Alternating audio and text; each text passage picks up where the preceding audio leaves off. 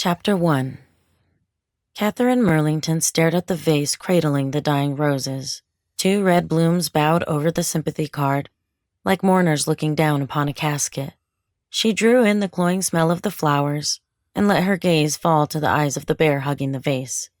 Its accusing regard made her tighten her grip on the countertop to remain standing. The thumping of a tail against the hardwood floor saved her from her mind's downward spiral and brought the ache of her shoulders to the forefront of her mind. Groaning from the weight, she lowered her laptop backpack to the floor with painful hands. Her carpal tunnel forced her to carry around her livelihood like a teenager. Dargo, her mother's, timid Doberman, remained on his pillow. His lack of a proper greeting made her suspicious. Stepping closer, Kathryn followed the pieces of her mortgage and electric bill. The trunk of Rachel's purple elephant reached for air from beneath Dargo's paw. Kathryn rescued Ella with a shaking hand. The tempo of Dargo's tail increased, but he cringed into his pillow. Ella stared at her with only one eye, and Kate clenched her jaw at the desecration. A crash from outside saved Dargo from her wrath as he jumped to his feet with a whine. "Damn raccoons!" Or with her luck, it would be a bear this time. She welcomed the distraction. Dargo trembled against her thigh, and she leaned over him to grab the flashlight off the counter and placed Ella out of his reach. With the sound of breaking glass just outside the garage door, Dargo bolted from the kitchen toward the living room.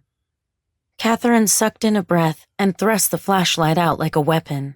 When she heard Dargo's nails slide across the floor and then the rumble of his retreat up the stairs, she shook her head and lowered her pathetic weapon. "My hero!" She grabbed the cordless phone from its cradle and pressed the speakerphone button. After dialing 911 and leaving it on the counter, she withdrew a French knife from a block of wood her father claimed was a homemade knife holder. With the flashlight in one hand and the knife in the other, she walked over and cracked open the door, shining the flashlight into the garage. 911, what's your emergency?" The beam of the flashlight stopped, as if against a black wall. Angling the light away, she aimed it back outside the door to make sure she hadn't imagined things. The round beam of light, originally the size of a softball, shrank to the size of a baseball. The black wall moved toward her. "What the hell?" She slammed the door and backed away, trembling as her shoes squeaked along the floor. "Hello? 911, what's your emergency?"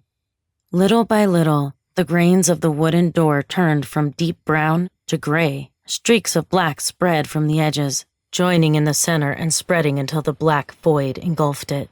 Blackness seeped from the door and spread to the walls and floors of the kitchen. Kathryn turned and tried to scramble over the counter, dropping the flashlight in her haste. "Help! There's a giant thing eating my kitchen!" She screamed toward the phone. Before she reached the other side, something warm grabbed her feet. She looked behind her and shrieked. An extension of the void stretched beyond it and held onto her. Blackness engulfed her shoes, and gray tendrils stretched from her ankles to her knees. Mesmerized, she watched her calves disappear into blackness as it tried to swallow her. Her stomach churned at seeing her legs end at her knees. Tingling heat moved up toward her thighs. "Somebody help me!" Her heart pulsed in her ears. She reached around behind her and slashed the void with her knife, unsure what to expect. Her eyes widened with surprise at the resistance. Slicing the void was like using a butter knife to cut through a cold stick of butter. Before she could recover, the void pulled the knife from her hand and she watched her weapon disappear into it. Unable to move her legs, she started to slide backward across the marble countertop. She turned and gripped the edge of it. The familiar ache and tingling in her hands and wrists spread up her arms and into her shoulders. With her unsuccessful attempt to pull herself free, Kathryn lowered her forehead to the counter, sobbing as the cold surface leached the warmth from her. "Ma'am, what's happening?" The 911 operator's voice filtered through the pounding in Kathryn's ears. "Help me! It won't let go!" Her voice sounded pathetic. She clenched her jaw and looked around for another weapon. The vase. She released her grip on the counter with one hand, grabbed the vase, and swung it at the void, now up to her hips. The vase sank 6 inches into the void, her hand along with it. She struggled to pull her hand to safety. The muscles in her arm gripping the counter throbbed with the increased strain. Tingling heat from the void jumped up to her chest, and she gasped at the increased speed of her engulfment. "Ma'am, I'm sending help. Just stay on the line." Kathryn's grip loosened as the void reached the shoulder of her arm holding onto the counter. She tilted her chin to keep her face out of the void. The taste of burnt toast filled her mouth, and she smelled carrion with her next breath. The kitchen darkened from gray to black, and a scream tore from her throat when she saw a large yellow eye with a vertical slit blinking in the darkness that enveloped her. Kathryn awoke to an eerie silence.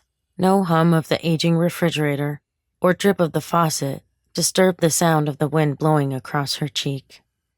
Face down on the counter, with her head hanging over the edge, she wiggled her fingers in an attempt to calm their tingling. She pushed herself into a sitting position with numb arms. Gasping for breath, she surveyed her surroundings. She sat in what was left of her kitchen. Gray sand showed between most of the uneven hardwood floorboards, a grim contrast to the peeling paint of the yellow walls. The refrigerator and stove stood in their usual places. The door to the garage hung on its hinges, revealing only half of the garage. The absent second bay partially framed a gray landscape dotted with black boulders beyond her packed boxes. What happened to the trees? Kathryn blinked, adjusting her eyes to the harsh sunlight reflecting off the counter. She slid to the edge of the marble, then to the floor on shaky legs. Drops of sweat trickled down her forehead from the simple act of standing. The sun shone high overhead, and the missing ceiling offered no protection from its assault. "I'm in hell." It's what she deserved. Rachel would have never been in the car if she hadn't lost her temper. Again. A red leash hanging from the hook next to the door stirred with the wind. "Dargo! Dargo!" She paused, listening for the jangle of his collar. Careful not to twist her ankle, she made her way through the door and down the uneven stairs to the garage.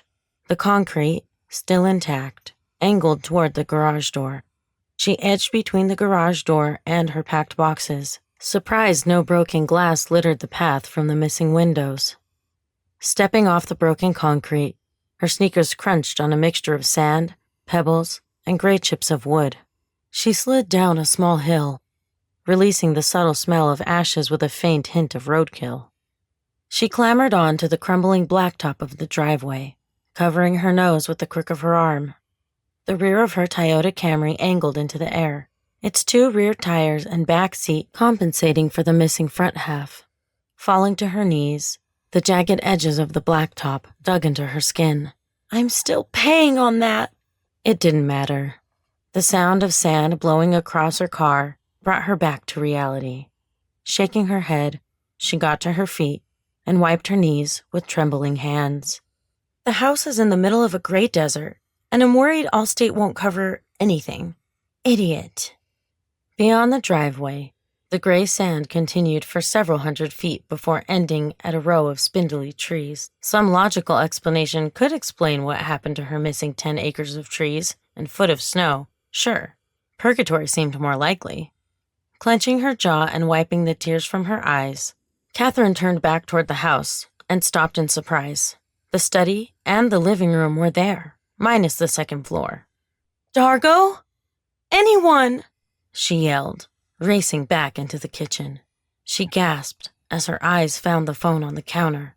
Running to the counter, she grabbed the phone and pressed the on button. Nothing. She pressed off and then on again, just to be sure. Disgusted, she threw the phone and headed toward the dining room. Everything appeared as she had left it, minus parts of the outer walls of the living room and dining room. The apple pie sat upon the dining room table, next to a colorful lump, what remained of her 30 candles. Her father hadn't put it away like he said he would. The smell of apples and cinnamon calmed her nerves. Drenched in sweat, she sat at the table with her head in her hands. She couldn't focus her mind on the moment, and longed for the days when there would have been a cake on that table instead of a store-bought apple pie. Her mom had always made a cake. A shadow darkened the table, and then the sunlight reappeared. Kathryn scrambled from the chair. Shielding her eyes while she looked up at the sky, she held her breath, willing whatever had blocked the sun to reappear, to satisfy her curiosity. Yet at the same time, she had a feeling she didn't want to know. Something wasn't right. She heard a soft thump beyond the living room. The crunching of footsteps in the sand drew her attention, and she stared at the wall. Maybe someone had come to rescue her. A shadow darkened the dining room again. After another thump, she heard the sound of a second set of footsteps. Every instinct in her body told her to flee, and she obeyed. Kathryn slipped into her study, closing and locking the door behind. She threw open the closet door and scrambled to move her computer chair over to the closet. Climbing onto the rolling desk chair, she gripped the shelf to steady herself. She reached above her to the top shelf, her fingers just brushing the metal box. No! Why did Dad push it so far back? The sound of nails clicking upon the hardwood floor and a wet snuffling made her turn toward the door, gasping for breath. The door exploded into splinters as someone, or something, entered the room, and she fell from the chair as a clawed hand reached for her. She shrieked when a set of inhuman hands yanked her upward by the arms. Her legs swung in the air and brushed the black hide of the beast that held her high above the floor.